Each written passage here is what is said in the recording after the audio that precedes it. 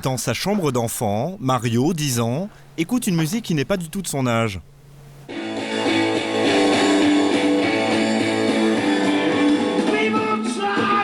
My Generation, le tube mythique des Who, un groupe anglais des années 60, autant dire la préhistoire pour Mario. Et pourtant, il connaît ça par cœur. Ils sont pleins d'énergie, ils tapent dans les batteries, tout ça. C'est étonnant quand même quand le guitariste fait que des solos, par exemple, là, et qu'il y a le refrain derrière, sans la guitare. Donc, voilà. C'est de la musique de vieux, ça, les Who? Oui, mais c'est bien. À côté des posters de skate, une drôle d'affiche qu'il a dessinée lui-même avec ses groupes préférés. Les Who, bien sûr, mais aussi Guns N' Roses, Metallica, les Doors ou encore AC/DC. Et sur son baladeur, J'ai Guns N' Roses, AC/DC, Iron Maiden, Kiss. il a aussi des centaines de morceaux des années 70. Ça ne s'arrête pas là. Mario a même des t-shirts de ses idoles. Rolling Stone. Et j'ai aussi un London Calling, mais il est un peu trop grand. London Calling, c'est? C'est The Clash. Ouais. Et... À 10 ans, cette musique est la passion de sa vie. Ce qui fait sourire son père, 50 ans, qui a eu sa période rock adolescent. J'aime bien parce qu'en même temps c'est sincère et il le vit naturellement, alors que ouais, je suis parti d'une génération où je me serais pointé avec ça à l'école, j'étais viré quoi. Et pour compléter sa panoplie de rockers en herbe, Mario vient de se mettre à la guitare électrique. Son rêve, devenir un jour le nouveau Angus Young, le leader d'AC/DC. Appuie sur le bouton. Mais pour la relève, il y a encore du boulot.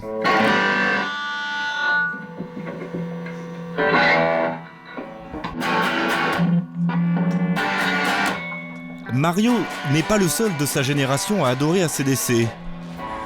Un jeune public qui donne une nouvelle jeunesse à ces dinosaures du rock. Fin 2008, AC/DC entame une tournée mondiale. Stade gigantesque, foule en délire. À presque 60 ans, les rockers australiens sont toujours en pleine forme. Ils ne sont pas les seuls à défier le temps. Deep Purple, Guns N' Roses, Robert Plant, l'ancien leader de Led Zeppelin, ou encore les fameux barbus de ZZ Top. Les papy rockers sont bel et bien de retour, avec dans leur sillage un nouveau public qui les idolâtre, les 10-15 ans. Les rois du rock sont devenus les stars des ados.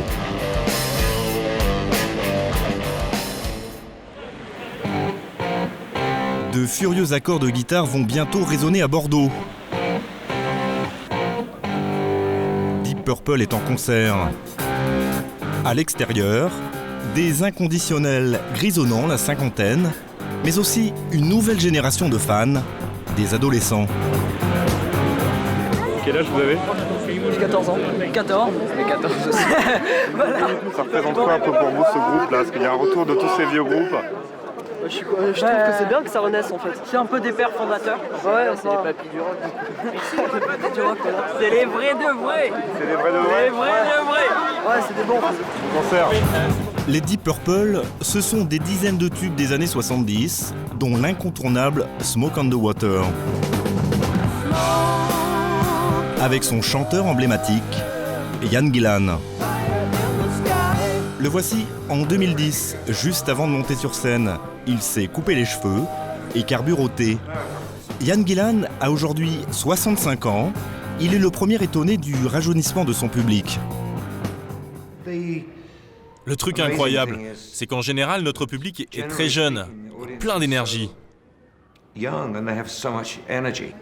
Bah oui, nous sommes toujours là et je ne sais pas pourquoi. Une fois, j'ai demandé à ma fille, il y a quelques années, on jouait à Wembley, je lui ai dit après le concert, Grace, qui a fait entrer tous ces gamins? Qu'est-ce qui se passe ici? Elle me répond, mais papa, t'as rien compris? Deep Purple, c'est cool. Ce soir-là, devant 8000 personnes, Deep Purple, qui ont 309 ans à eux 5, vont réussir à mettre le feu.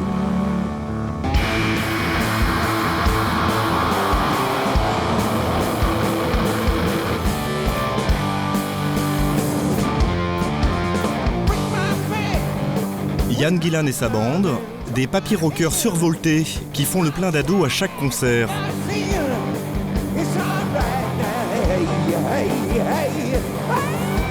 Un phénomène qui donne également une seconde vie à des objets que l'on croyait condamnés à prendre la poussière.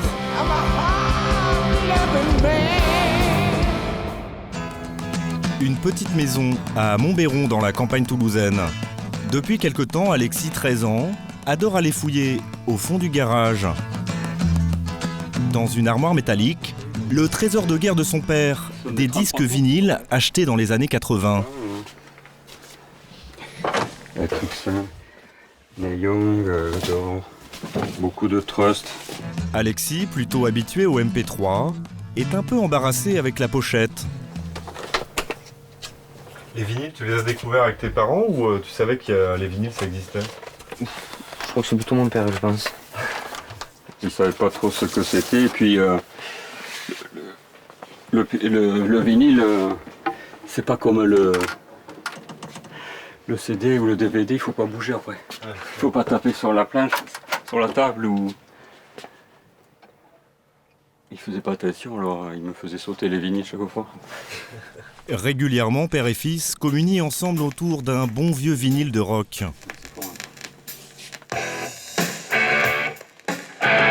Back in Black en l'occurrence, un album d'ACDC de 1980, vendu à 49 millions d'exemplaires. Comparé à ces classiques du rock, les groupes d'aujourd'hui ne font pas le poids selon Alexis. Moi personnellement, je préfère les groupes d'avant que de maintenant. Je sais pas, quand je les écoute, quand ils me plaisent, par exemple ACDC, ça me plaît plus que de maintenant, comme Green Day et tout ça. Ils sont bien Green Day et tout ça, mais j'ai quand même une préférence pour ACDC, Status Quo, tout ça. Quoi. Le bon son d'avant, j'aurais bien aimé vivre à son époque. Ouais, c'est pas vieux, hein. Avec ce retour en grâce du rock, on n'est pas à un paradoxe près. Cette musique, par essence rebelle, est même enseignée dans des écoles. Retour chez Mario, le rocker en herbe de 10 ans. Comme chaque samedi, il se rend à son cours de guitare dans la banlieue de Toulouse. En voiture, pas de fossé entre les générations. Les deux sont toujours d'accord sur le choix de la musique. Hey Jude, don't make it bad. Hey Jude, la ballade des Beatles, sortie en 1968. Qu'est-ce que t'aimes bien dans ce morceau, Mario? Bah c'est lent, c'est bien chanté déjà. Et c'est lent, voilà.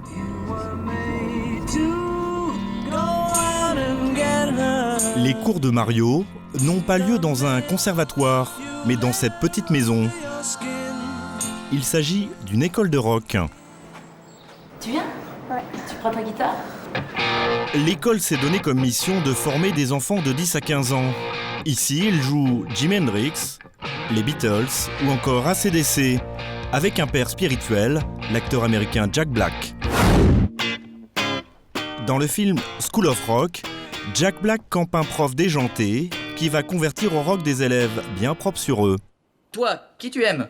Puff Daddy. Faux. Billy? Lisa Minnelli. Quoi? Oh non, j'hallucine! Je parle de mecs qui font du rock! Led Zeppelin! À sa sortie en 2004, le film a fait un carton chez les ados. Ne me dites pas que vous n'avez jamais écouté ces dieux. Jimmy Page, Robert Plant. Dites-moi que ça vous parle. À l'image de cette histoire, depuis 5 ans, des écoles de rock se sont créées aux États-Unis. Un modèle dont Véronique s'est inspirée pour son petit établissement. Pour ses cours, les parents de Mario déboursent 60 € par mois. Chaque enfant choisit ce qu'il veut apprendre, mais ce sont toujours les mêmes morceaux qui sont plébiscités. C'est quoi les morceaux qui arrivent un peu en tête chez des enfants comme ça de 10-11 ans? Qu'est-ce qu'on réclame là en ce moment? Moi je dis AC/DC, Nirvana. Ouais, bon, c'est assez ça. Mais en fait, ils ont. C'est chaque. Les Green Day, Sum 41, le punk rock. La logique voudrait qu'à 10 ans, on écoute Justin Bieber par exemple. Ah putain, j'espère pas. Heureusement, merci Mario, merci Mario. En 2007, à la création de l'école, il y avait 25 élèves comme Mario. Aujourd'hui, ils sont près de 80 à vouloir jouer les Guitar Hero. Et pour les encourager, Véronique n'hésite pas à faire appel à d'anciennes gloires. Aéroport de Toulouse-Blagnac. Voilà, ouais. Véronique vient accueillir cette dame, a priori très comme il faut. Je rêvais d'un autre monde. Il y a 25 ans, auprès de Jean-Louis Aubert, elle se trémoussait avec sa basse. Corinne Marieno était l'une des figures emblématiques du groupe Téléphone. Oh, fais pas le malin, toi.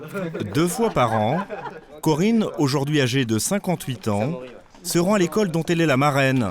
Elle vient constater les progrès de ses jeunes protégés.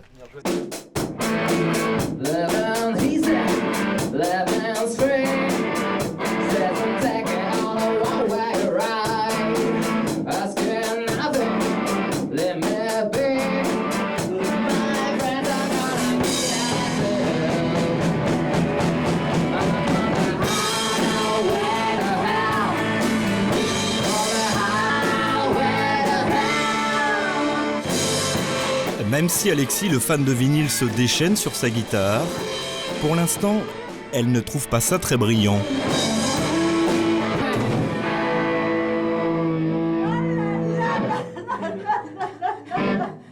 C'était n'importe quoi, les gars, là. Qu'est-ce que c'est que ce bordel? Et d'abord, les guitares, vous êtes sûr que vous êtes juste? Ou alors il y a trop d'effets sur les sons, mais alors, mais non. Vous m'avez un peu écorché les oreilles, là, à vrai dire, pour être honnête. Non. Et sur ce morceau de Coldplay, elle va faire profiter le batteur de son expérience. Elle estime qu'il a la main un peu trop lourde. Tu peux pas, toi, arriver et dire, moi, je fais mon truc, je fais rien, tu vois, ça fait... Non, je l'ai pas fait comme ça. Je l'ai pas fait comme ça. Mais j'exagère exprès pour qu'on pour gagner du temps.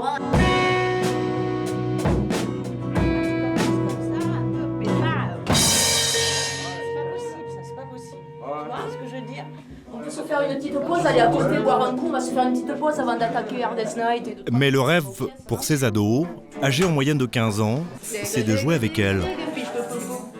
Un peu intimidés, ils se décident enfin à interpréter un autre monde.